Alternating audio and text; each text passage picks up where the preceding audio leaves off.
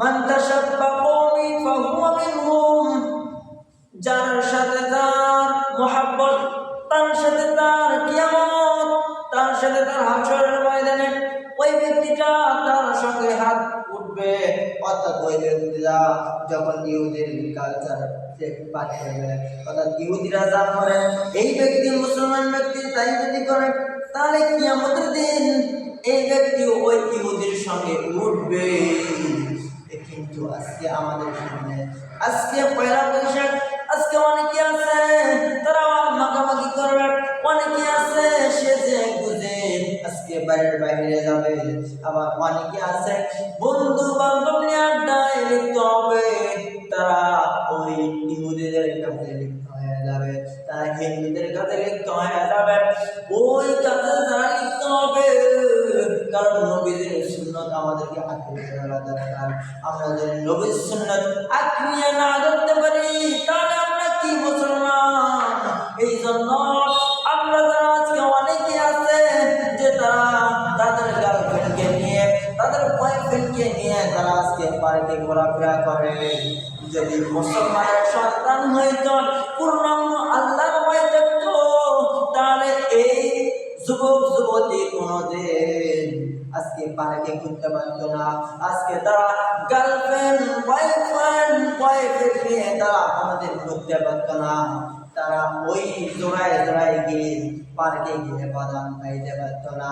তারা আজকে আমি আমার ক্লাস করতে গিয়েছি, আমি আমার মাদ্রাসা থেকে যখন ফিরতেছি, তখন আমাদের এই হাই স্কুল কালীতলায় স্কুলের মাঠ সামনে, তখন আমি যখন আসতেছি তখন দেখতেছি একটি অটোতে হলুদ পাখির দল যাইতেছে, এবং আমি যখন এই দৃশ্য দেখলাম, আমাকে দেখার পরে আমি যখন তাদেরকে দেখলাম, এই ব্যক্তিরা, এই নারীরা যখন যাইতেছে, এবার স্কুলের সামনে যেহেতু তারা মেলা লাগাইছে, এই মেলার সামনে গিয়ে তারা এমন একটা বাজনা দিয়েছে ভাই, বলা যাবে না।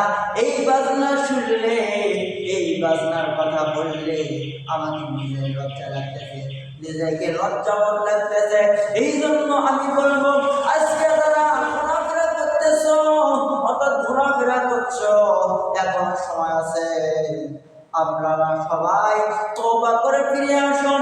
হে যুবক যুবতীরা, হে আমার ভাই বোনেরা, আমি সকলকে বলতে চাই, তোমরা যারা ঘোরাফেরা করেছো, এখনো সময় আছে, তওবা করে আল্লাহর কাছে ফিরে আসো। কারণ আল্লাহ পাক রব্বুল আলামিন বলেন, তোমরা নৈরাশ হইও না, কারণ আমি আল্লাহ গফুরুর রহিম। মিনিটের ভেতরে, সেকেন্ডের ভেতরে তোমরা তওবা করতে দেরি হবে। গুনাহ তোমরা যাতেই করো না কেন, আসমান জমিন বরাবর গুনাহ করো না কেন, আমি আল্লাহ পাক রব্বুল আলামিন আসমান জমিন বরাবর রহমত নিয়ে তোমাদের সামনে এসে দাঁড়াবো। কিন্তু তার ভেতরে আমাদেরকে তওবা করতে হবে। এই জন্য আজকে যারা জোড়ায় ঘোরাফেরা করেছো, হলুদ পাখির মতো, লাল পাখির মতো, নীল পরীর মতো ঘুরে বেড়াইছো, ডানা কাটা পরীর মতো করেছো, এই আমার যুবতী বোন, নবী করিম সাল্লাল্লাহু আলাইহি ওয়াসাল্লাম বলেন, কোন স্ত্রী অর্থাৎ কোন নারী যদি রাস্তা দিয়ে চলে, তাহাকে যদি কেউ দেখে, তাহলে তার জিনার গুনাহ তার ভাগে পড়ে যায়। এই জন্য যারা নারী রয়েছে, তাদের ব্যাপারে আল্লাহ পাক রব্বুল আলামিন কোরআন আয়াতের ভিতরে বলেছেন, ওয়া ফারনা ফি বুয়ুতিকুন্না ওয়ালা তাবাররুজনা তাবাররুজাল জাহিলিয়াতিল উলা। তোমরা যারা নারী রয়েছে, তারা ঘরের ভেতরে থাকো, তারা ঘরের ভেতরে তোমরা প্রবেশ করে যাবো, বাইরে বের হয় না। আর যদি বাইরে বের হও, তাহলে পর্দা করে বের হও। কিন্তু তোমরা আজকে যেভাবে চলতেছ, হলুদ পোশাক পরিয়া হলুদ পাখি সেজেছ, লাল ডানা কাটা পরে সেজেছ, এইভাবে যদি দুনিয়া থেকে বিদায় হয়ে যাও, তাহলে তুমি লিখে নাও তুমি জাহান্নামে যাইবা। এই জন্য আমি সকলকে উদ্যোক্তা আহ্বান জানাচ্ছি, যারা এগুলাতে গিয়েছিলেন, যারা এই পার্কে ঘোরাফেরা করেছেন, যারা বেপরদায় ঘোরাফেরা করেছেন, যারা গার্লফ্রেন্ড বয়ফ্রেন্ড নিয়ে ঘুরছেন আজই আসুন আল্লাহর কাছে তওবা করুন। আল্লাহ পাক রব্বুল আলামিন নিশ্চিত মাফ করে দিবেন।